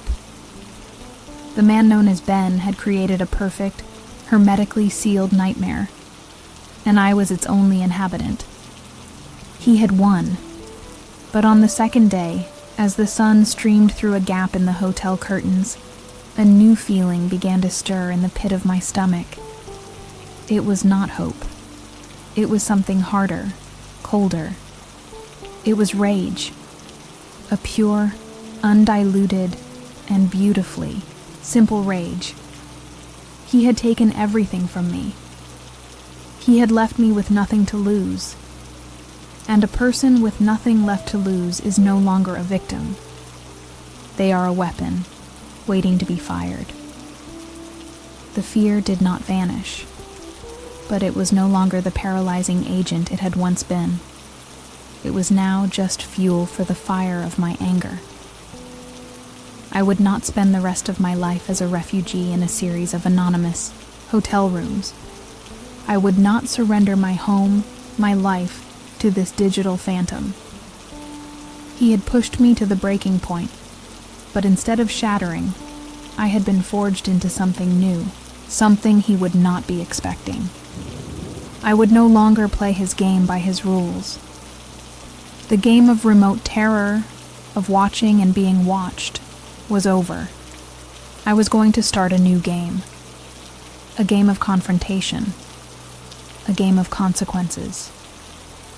He had hidden, behind his screens, his anonymity, his clever, untraceable methods. I was going to drag him out of the digital world and into the physical one. I was going to make him real. My mind, which had been a swamp of despair, now became a sharp, clear, and focused instrument. He had made a mistake.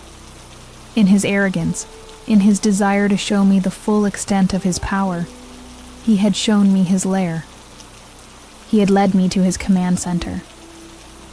That apartment, the sterile white box on the 34th floor, was his weakness.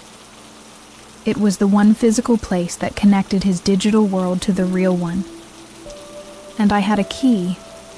Well, I had a key card, at least. And I knew the address. The thought was a dangerous, reckless spark.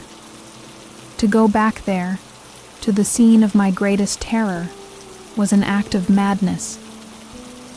But it was the only move I had left to make. I could not fight him in my home. He owned it. I could not fight him online. He was a ghost. I had to fight him on his own territory. I had to go back to the tiger's cage. My plan began to form, a desperate strategy built on a foundation of pure rage. I would not go back as a victim. I would go back as an investigator, a saboteur. I needed to find out who he was. I needed his real name. I needed something, anything, that I could take to the police that would be more than just a dead link and a story about a moved coffee mug. I needed to find the man behind the curtain. I spent the rest of the day preparing. I bought a new phone, a burner, paid for with the last of my emergency cash. I bought a small, powerful flashlight and a set of lock-picking tools from a shady online store, a purchase that made me feel like a criminal. I was becoming something I did not recognize, a person I had never been before. He was not just a stalker. He was a catalyst, transforming me into a version of myself that was as desperate and as reckless as he was. That night, I did not try to sleep. I sat in my hotel room, and I planned. I studied a map of his city. I looked at the layout of his building on a real estate website. I was preparing for my own final and most dangerous act of trespass. He had invaded my life for weeks. Now, I was going to invade his. I was going to his home, to his closet of horrors, and I was going to take his secrets for myself. The hunt was on. The train ride back to his city was a journey into the heart of my own fear. Every mile we covered was a mile closer to him, to his lair. But this time, I was not an unsuspecting tourist. I was a soldier, heading into enemy territory on a covert mission.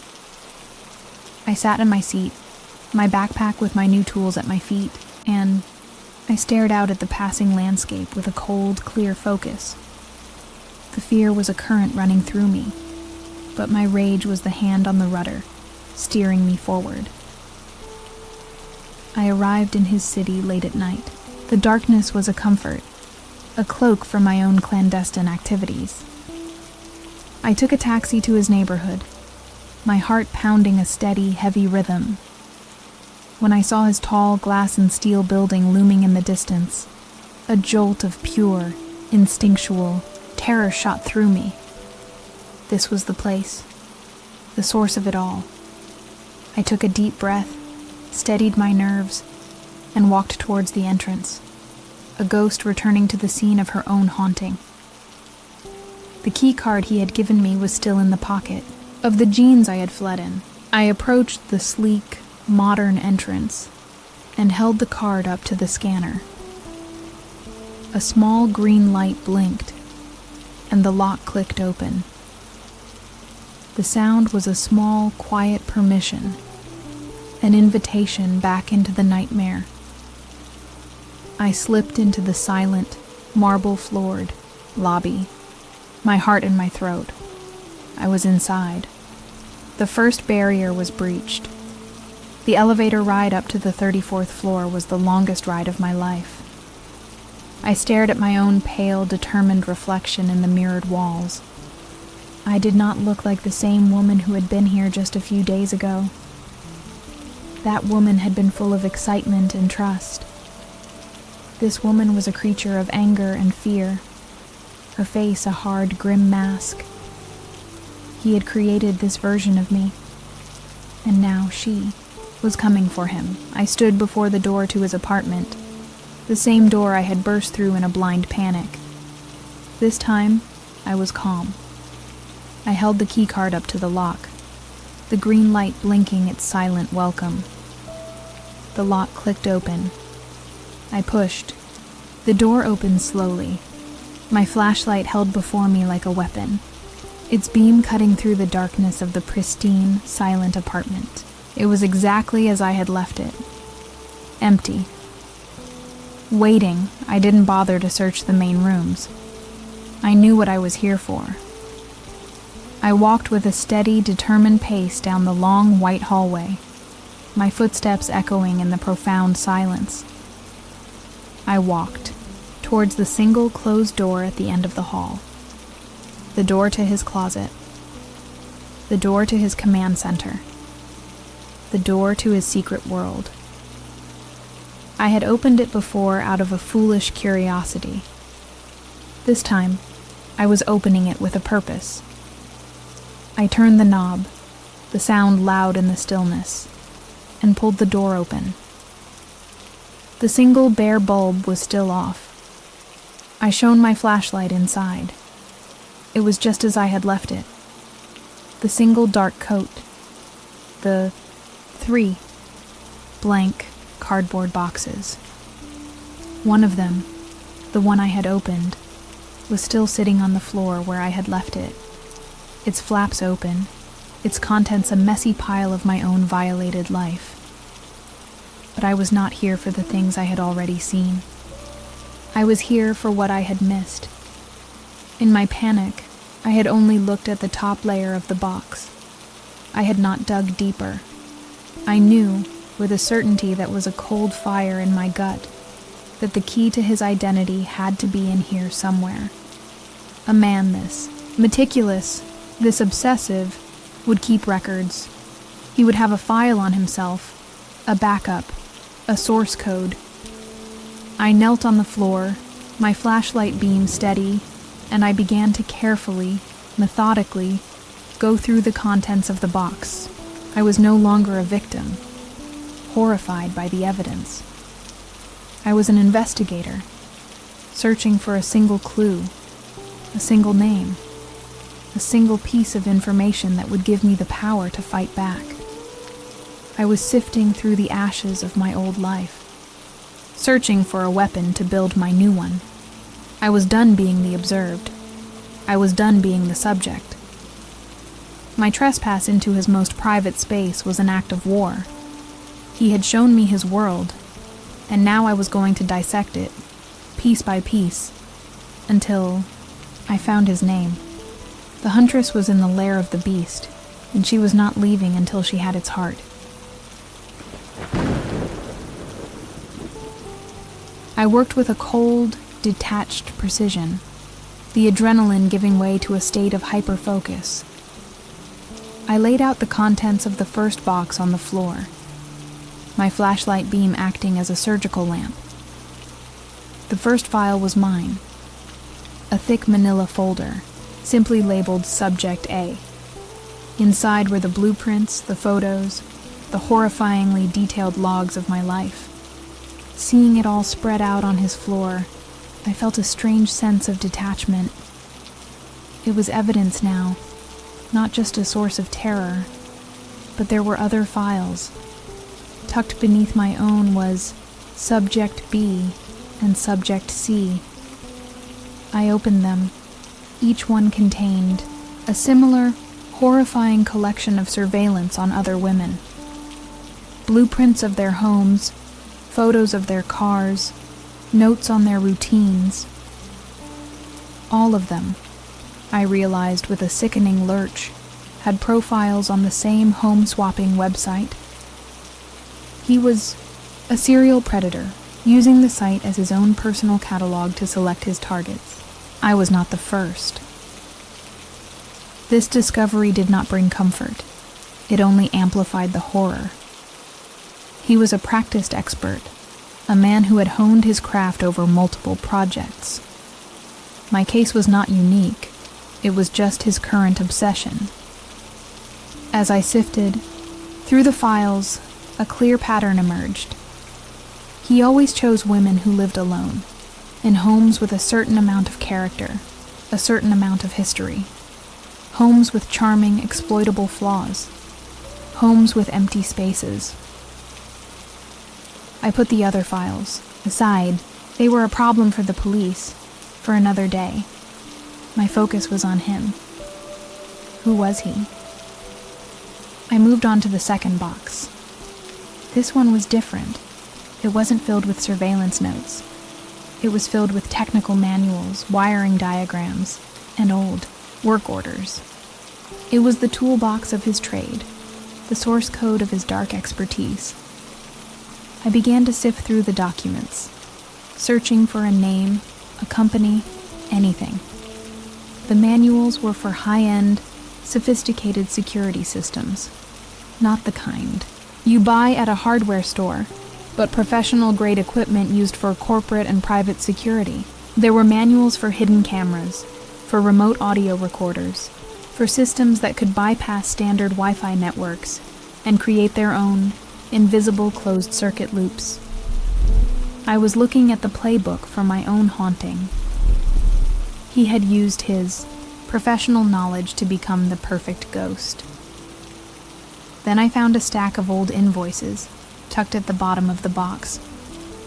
They were from a company called Aegis Security Solutions, a high-end firm that specialized in custom security installations for wealthy clients. The invoices were for parts, for wiring, for micro-camera lenses. And on the bottom of each work, order in a small box labeled technician, was a signature. A tight, spidery, and now chillingly familiar script. Next to the signature was a printed name, B. Merrick.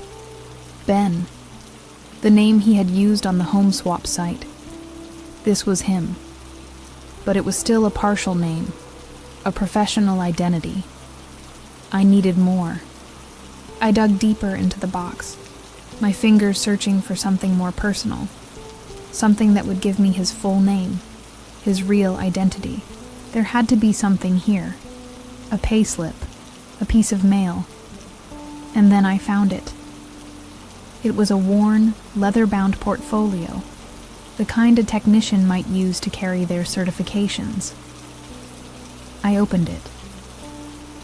Inside were several laminated documents, certificates of training in advanced wiring, in network security, in covert camera installation. And there, clipped to the inside pocket, was an old employee ID card. It had the Aegis Security Solutions logo at the top. And below it was his photograph. It was the same gaunt, hollow-eyed face from the newspaper clipping I had seen in my previous life. No, that was a different story. My mind, frayed from the terror, was confusing my own nightmares. I refocused. The face on the ID was sharp, intelligent, with cold, analytical eyes that seemed to stare right through me. It was the face of a man who sees the world as a series of vulnerabilities to be exploited. And below the photo was his full name. Benjamin Merrick. The final piece of the puzzle clicked into place. He was a security installer, a professional. The one person you are supposed to trust to make your home safe. And he had twisted his skills, his knowledge, his access into a tool for the most profound and intimate violation. He didn't have to break into homes. People invited him in. They paid him to learn their secrets, to find their weak spots. And he had turned that trust into his own personal, horrifying hobby. I stared at his ID card, at the cold, intelligent eyes of Benjamin Merrick. The quiet, polite man from the internet was a wolf who had sold the sheep the very security systems, designed to keep him out. He knew how to install the cameras because it was his job. He knew about the hollow space behind my bookshelf because he had likely been the one to identify it as a vulnerability during a previous legitimate installation, or he had created it himself. The home-swapping website was his perfect hunting ground. It gave him access to a constantly refreshing list of targets. More than that, it gave him a plausible, friendly excuse to get his victims to leave their homes for a full week, giving him unfettered time and access to install his equipment, to learn their lives, to set his stage. And it gave him a place to bring them, his own sterile apartment, to finally show them his work. The sheer, diabolical brilliance of his system was breathtaking. He had turned his professional expertise into a weapon of profound psychological terror. He had perverted the tools of safety and security into instruments of violation. He was a fox who not only guarded the henhouse, but had designed and installed all the locks, keeping a master key for himself. My trust in him had not just been misplaced. It had been actively, expertly exploited. Tucked behind his ID card in the portfolio was a folded newspaper clipping. It was from a business journal, dated 2 years ago. The headline was discreet. Aegis Security regrets departure of senior technician. The article was corporate and vague, but it hinted at a darker story. It spoke of client boundary issues and a breach of professional ethics. It was the story of his firing. My case, I realized with a sickening certainty, was not the one that had gotten him caught. He had been doing this for years. I was just the latest in a long, invisible line of victims. The other files in the box, Subject B, Subject C, they were his previous projects. I wondered how many of them had been driven from their homes, how many had been dismissed as crazy by their friends and families, how many were still living with the quiet, lingering fear that they were being watched by a ghost they could not prove existed. I now had everything I needed. His real name, his face, his professional history, a documented pattern of behavior, and the physical evidence from his own closet, his own files. This was no longer just my unbelievable story. This was a solid, provable case of systematic, long-term stalking and harassment. The game had changed. I was no longer just a victim. I was now a witness with a mountain of evidence. My plan was clear. I would take this box, this entire archive of his sickness, and I would walk out of this apartment. I would take a taxi directly to the police station in this city, not my own. I would not call them. I would walk in.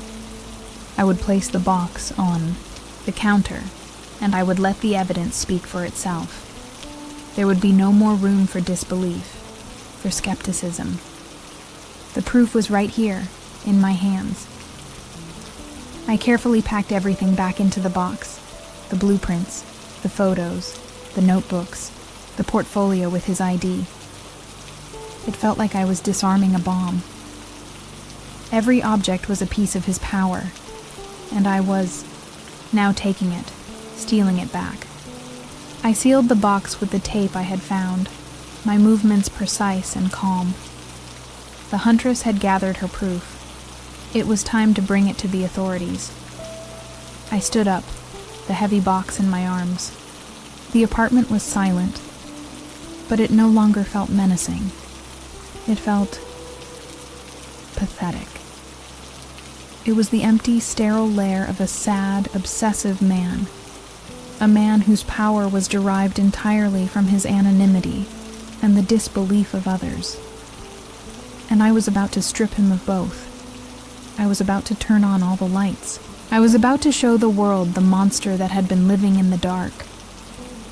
I walked to the front door, my final act of trespass.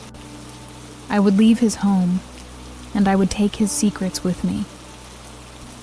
As my hand touched the doorknob, I felt a surge of pure, cold power. The game was about to end, and I was the one who was going to end it. I opened the door, ready to step out into the hallway, ready to take my first step towards justice. But the hallway was not empty. He was standing there, waiting for me. Time seemed to stop. The man standing before me was exactly as he had been in his ID photo. Tall, thin, with cold analytical eyes that held no surprise, no anger, only a kind of quiet, disappointed curiosity. It was Benjamin Merrick, my tormentor, my stalker, my host. He was not a phantom or a ghost. He was just a man, standing in a silent hallway on the 34th floor, blocking my path to freedom. The box of his secrets in my arms suddenly felt impossibly heavy. He looked at the box, and then at me, a faint, almost imperceptible smile touching his lips. "I see you've been busy," he said, his voice the same calm, quiet whisper I remembered from the phone call. "I must admit, I'm disappointed, Julia. The rules were very clear. The observation phase was not yet complete. You have contaminated the results by entering the control room." His words were so detached, so clinical. It was like a lab technician chiding an assistant for mishandling a specimen. My fear was a raging inferno, but my anger was the cold, hard steel that contained it. I held the box tighter, my knuckles white. "The game is over, Ben," I said, my own voice steady, surprising myself with its strength. Or should I say Benjamin? I know who you are. I have everything. The police are going to be very interested in your little projects. I was bluffing about the police, but I needed him to believe I was not the same frightened woman he had terrorized. He tilted his head, a gesture of mild academic interest. "The police?" he said, the faint smile never leaving his lips. "The police believe you are a stressed, unreliable woman on the verge of a breakdown. They believe I am a polite, quiet man who was the victim of a difficult house guest. I know this because I have been listening to your phone calls for the past week. The narrative is already written, and you are not the hero of it." His words hit me with the force of a physical blow. Of course. Of course he had bugged my phone. He had bugged my entire life. My desperate calls for help had just been more data for him, more proof of the success of his experiment. The trap I thought I had been setting for him was a cage he had built around me long ago. I was completely, utterly, and hopelessly outmaneuvered. He had seen my every move before I had even made it. "What do you want?" I whispered, my defiant anger beginning to crumble, replaced by the familiar cold tendrils of despair. He took a slow step forward, and I flinched back, my body pressing against the hard metal of the apartment door. He stopped, holding his hands up in a placating gesture. "I don't want to hurt you, Julia," he said, his voice soft, reasonable. "I am an observer. I do not interfere with the subject. I merely watch the decay, the process." "What process?" I asked, my voice barely audible.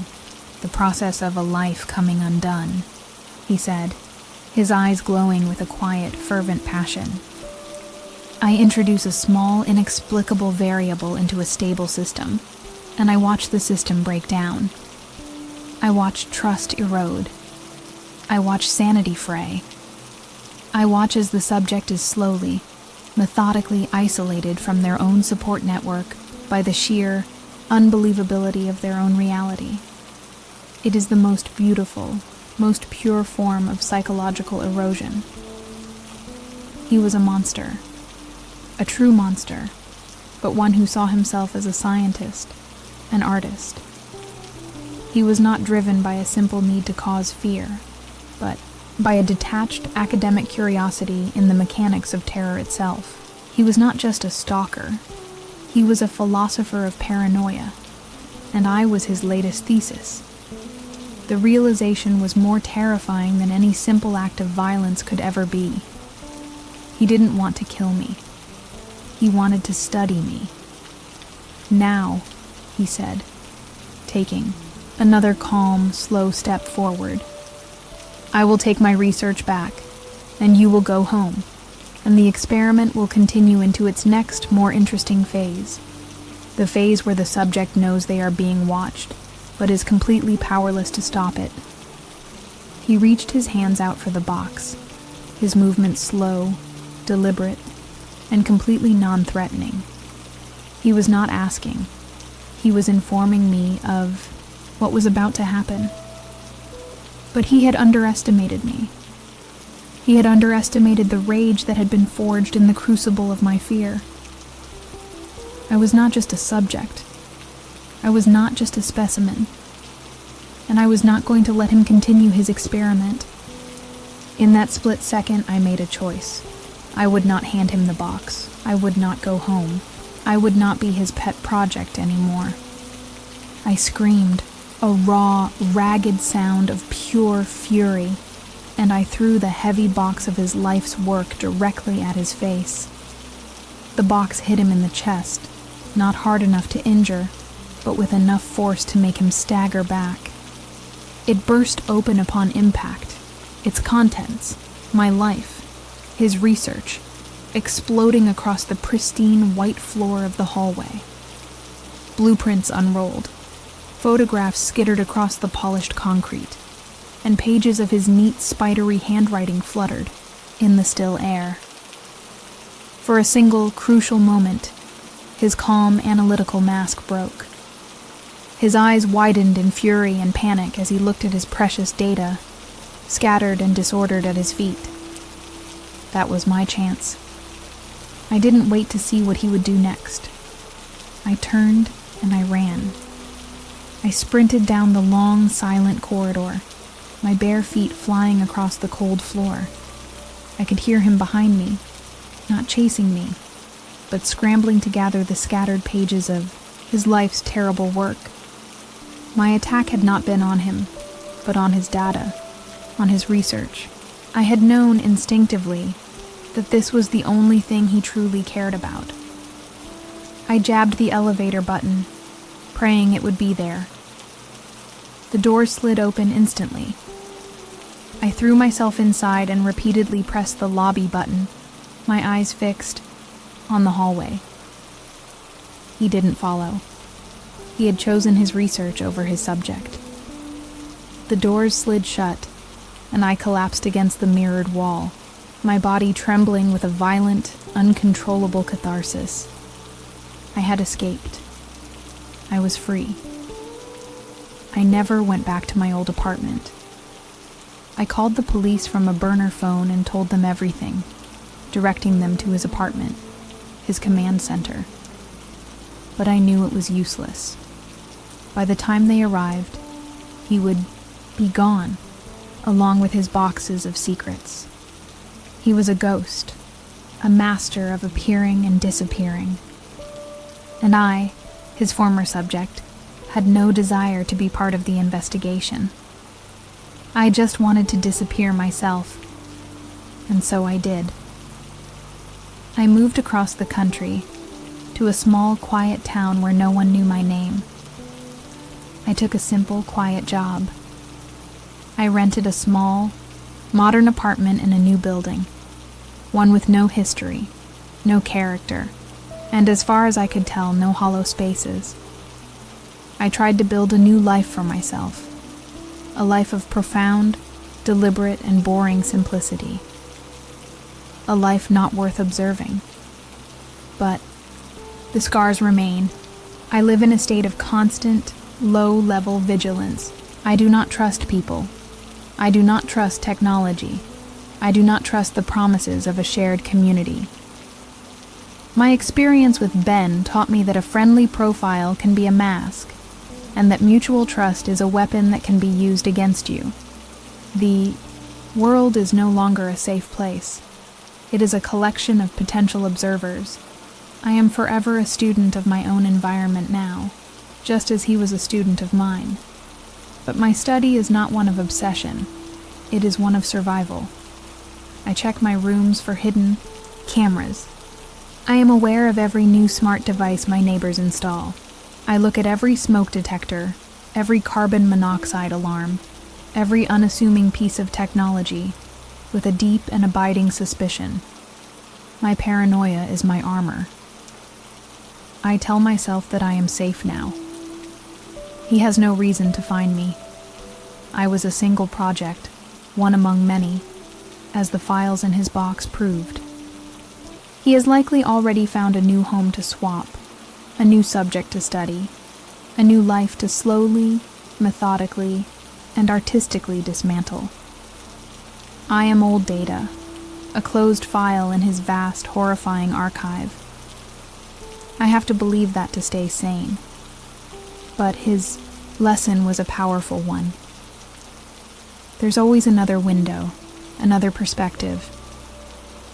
He taught me how to look, how to see the vulnerabilities in the world around me. And the more I look, the more I see. The world is full of eyes, full of lenses, full of observers.